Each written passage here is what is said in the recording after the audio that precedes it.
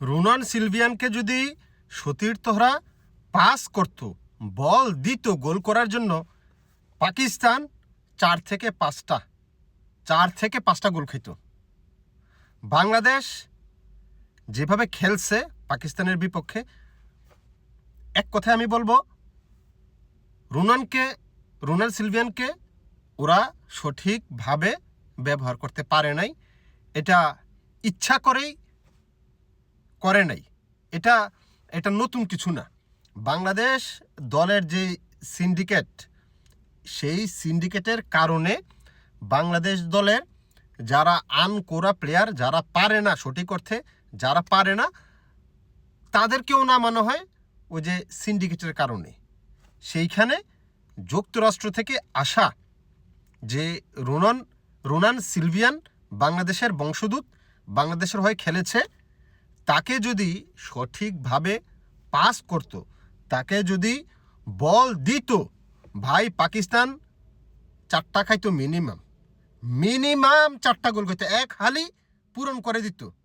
সাদাকে সাদা, কালোকে কালো বলিব, সাদাকে কালো, কালোকে সাদা বলিতে পারিব না, আর আইসক্রিম ব্যতীত কারো পা চাটিতে পারিব না।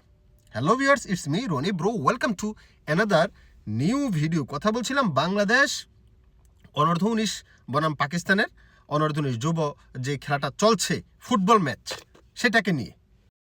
ম্যাচের রিলস হয়তো অনেকে দেখে ফেলছেন, যেটা আপনার ফ্রিকিক থেকে যে একটা গোল করলো, বানানা শট যেটা করলো 30 গজের বাইরে থেকে, অসাধারণ, আউটস্ট্যান্ডিং।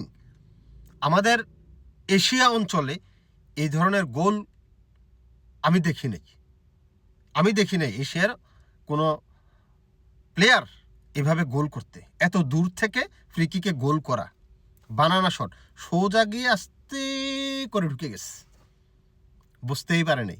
গোলকিপার ড্রাইভ দিয়েছে, ড্রাইভ দিয়ে কাজ নাই, মামলা খতম হয়ে গেছে, এর আগেই গোল হয়ে গেছে।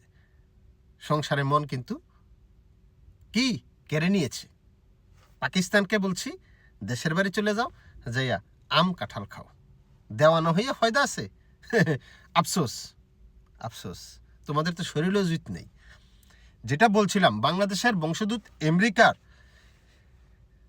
আমেরিকাতে জন্ম, বাংলাদেশের বংশ যে রুনান সিলভিয়ান, তারা 2 ভাই খেলেছে।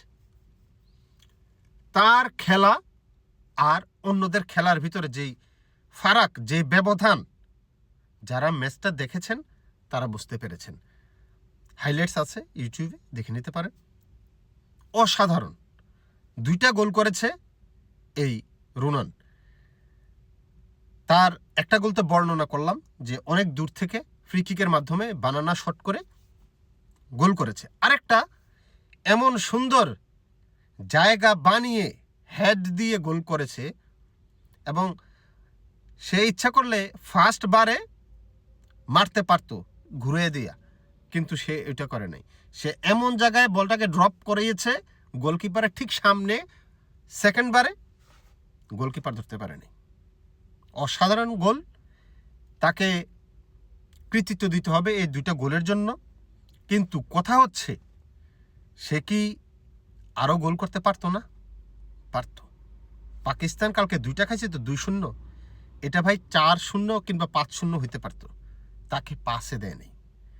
বাংলাদেশের যারা আনকোরা প্লেয়ার, যারা সিন্ডিকেটের মাধ্যমে খেলে, এটা আসলে সিক্রেট কিছু না। বাংলাদেশ ফুটবলে সিন্ডিকেটে ভরপুর। যারা বড় বড় ক্লাবের প্লেয়ার, তারা পারুক না পারুক, তাদেরকেই নামানো হয়, তারাই বেশি সময় ধরে খেলে। এটা বাংলাদেশ যুব দল বলেন কিংবা ন্যাশনাল দল বলেন, সব জায়গায় হয়ে আসছে। এই যে কুবা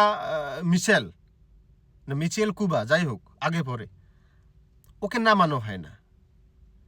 তারপরে জাইন, তাকে নামানো হয় না। ফাহামিদুল, তাদেরকে নামানো হয় না। তারা নামে 10 মিনিট আগে, 15 মিনিট আগে।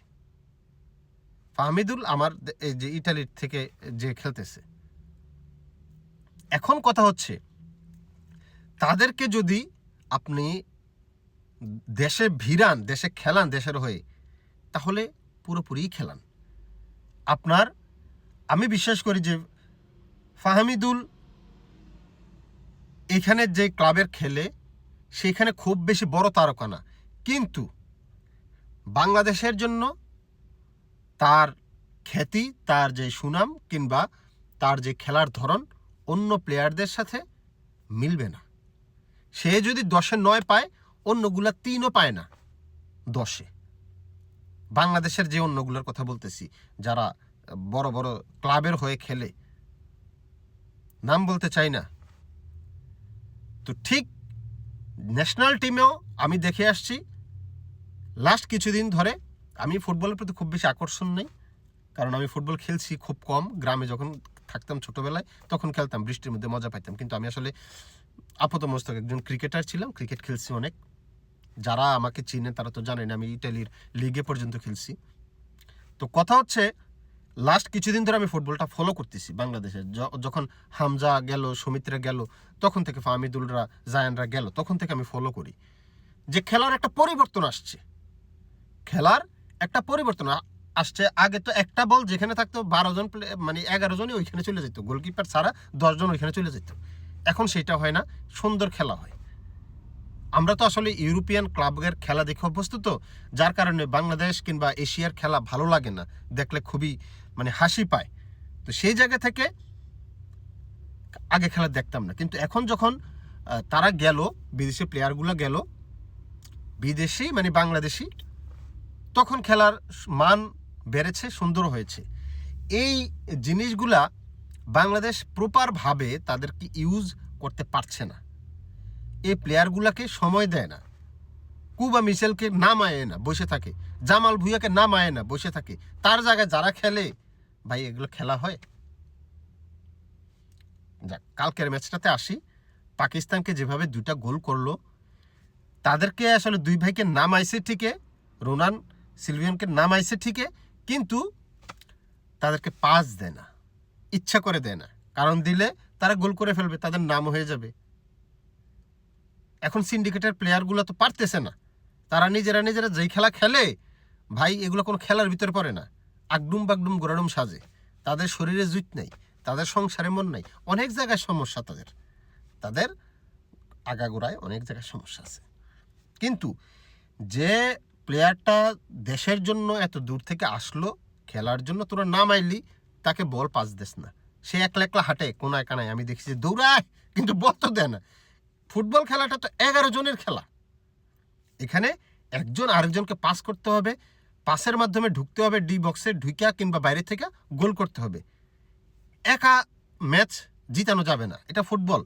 ক্রিকেটে অনেক সময় একজন ব্যাটসম্যান কাজ করে দিতে পারে, কিন্তু ফুটবলে ভাই একজন প্লেয়ার কিভাবে কাজ করবে বলেন? তাকে তো বলটা দিতে হবে, সে তো পুরো মাঠে সারাক্ষণ 90 মিনিট দৌড়াতে পারবে না।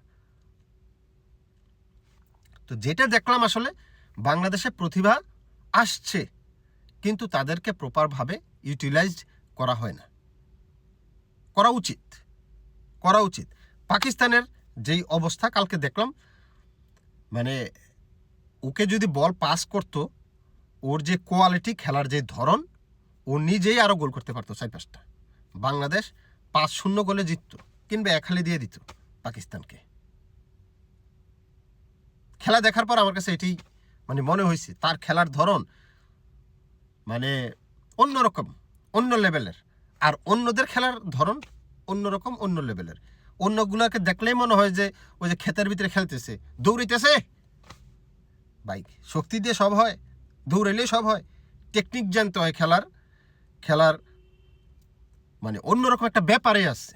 বিদেশি প্লেয়াররা ছোটোবেলা থেকে তাদেরকে টেকনিক্যাল সাইডগুলো এমনভাবে তাদেরকে রপ্ত করানো হয়, শেখানো হয়, তাদের খেলার ভিতরে অন্য প্লেয়ারদের খেলার ভিতরে রাত দিন পার্থক্য হয়ে যায়, আকাশ পাতাল পার্থক্য। সেটাই আমরা কালকের ম্যাচে দেখলাম। আশা করি এটা নিয়ে নড়ে চড়ে বসবে, যেন অন্তত সামনের ম্যাচে যখন খেলবে তাকে যেন পাস দেওয়া হয়। সামনে কার সাথে খেলা? ভারতের সাথে মনে হয় বাংলাদেশ জিতে যাবে। ভারতের সাথে খেলা বাংলাদেশ জিতে যাওয়ার পসিবিলিটি অনেক। ন্যাশনাল টিম হলে এক কথাই বলতাম যে বাংলাদেশ জিতবো, যেহেতু যুব দল তারপরও চান্স বাংলাদেশ জিতার। পাকিস্তানকে হারাই দিছি, সামনের ম্যাচে ভারতকে হারাই দিতে পারবো ইনশাল্লাহ।